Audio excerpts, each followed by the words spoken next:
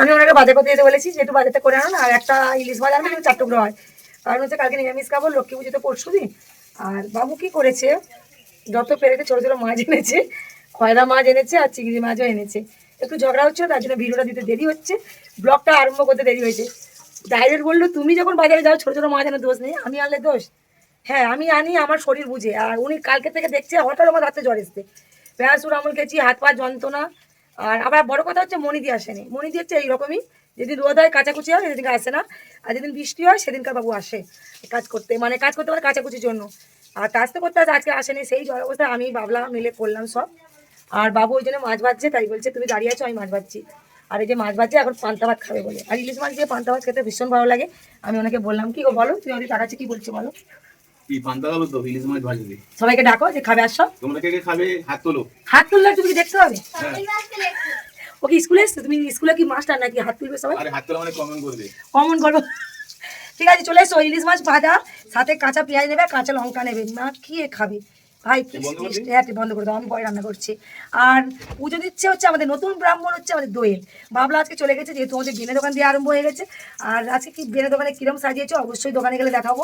আর এখন এই যে আমরা এখন ঘরে কাজ করছি, বাবলা দোয়েল পুজো দিচ্ছে, আমি রান্নাটা চাপ হয়, আমার না শরীরটা ভালো লাগে, মুখ দেখেই বুঝতে পারছো। সিঁদুর খেলার খুব ইচ্ছে ছিল এবছর, কিন্তু আর হলো না, কপালে নেই, তাই জন্য হয়নি। কিন্তু একদম যে সিঁদুর খেলেনি তা বললে হবে না, এবছর হচ্ছে সেরা সিঁদুর খেলা হয়েছে। কালী মন্দিরে মায়ের পায়ে সিঁদুর আমি ও বাবা বাবলা সবাই নিয়েছি, এটা আমি জীবনে পাই না, আর ভাগ্যে কুলাইও না।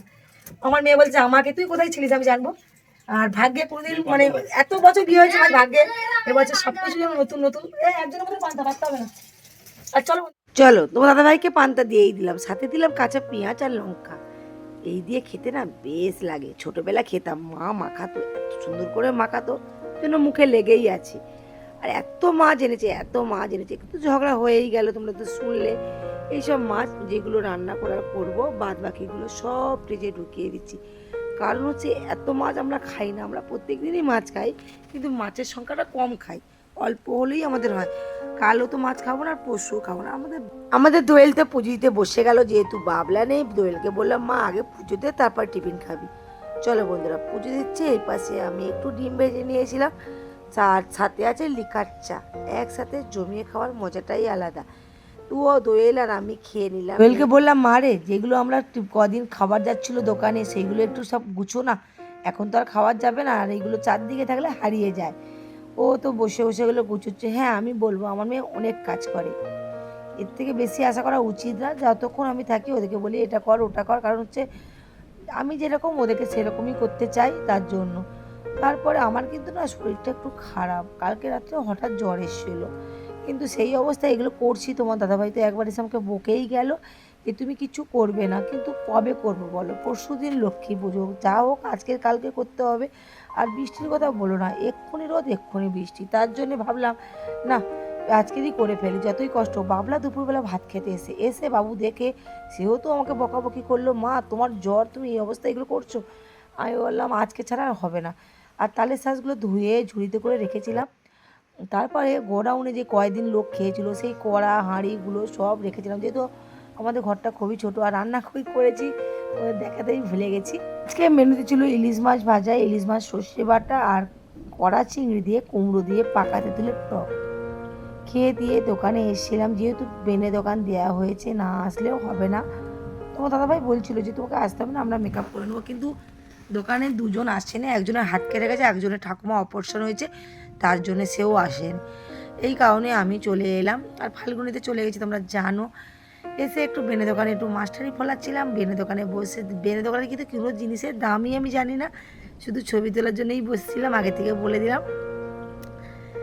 আর বেনে দোকানটাতে আমাদেরই, তোমরা অবশ্যই চলে এসো কাকদ্বীপ থেকে যারা যারা দেখছো, আর সব কিছু পেয়ে যাবে। আর বেনে দোকান আমরা আজকে নতুন দিচ্ছি না, আমরা আর 9 বছর ধরে বেনে দোকান দিচ্ছি।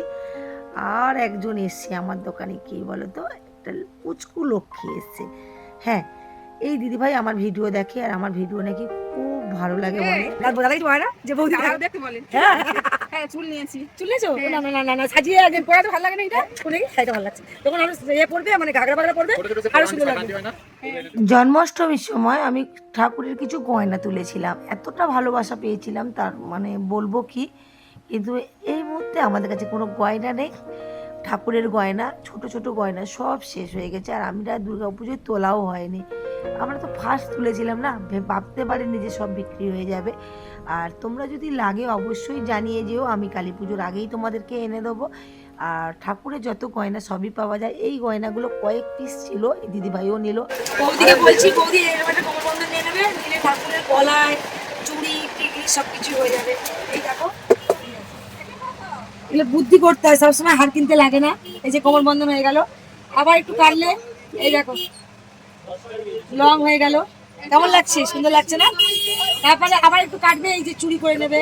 এটা ডিস্টার্ব আছে, আরো কোমর বন্ধন আছে এরকম দিয়ে ছোট ছোট করে এর উপরে করে করবে। এই যে ঢুকিয়ে দেবে, এই যে এরপর ঢুকাবে, মানে সুতো দিয়ে দিয়ে সব বাঁধতে হবে।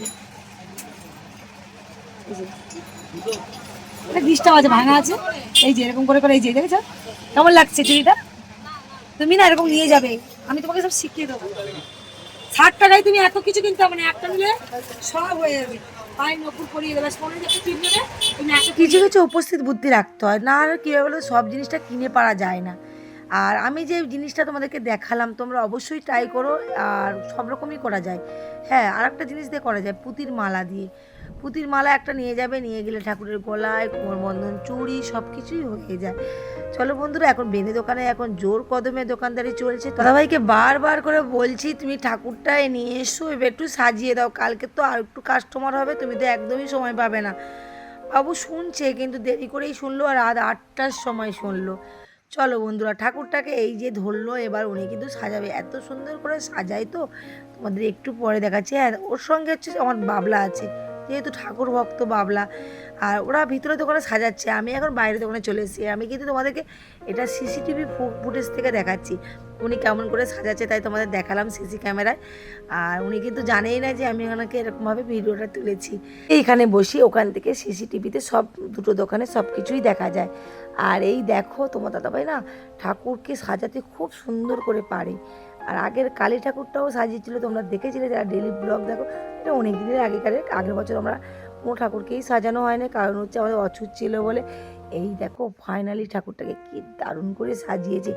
দেখো তোমাদের কেমন লাগছে অবশ্যই জানাবে। এই আমার তো ভীষণ ভালো লাগছে, তোমরা কিন্তু প্লিজ একটু জানিও আমাদের ঘরের লক্ষ্মীকে কেমন লেগেছে তোমাদের।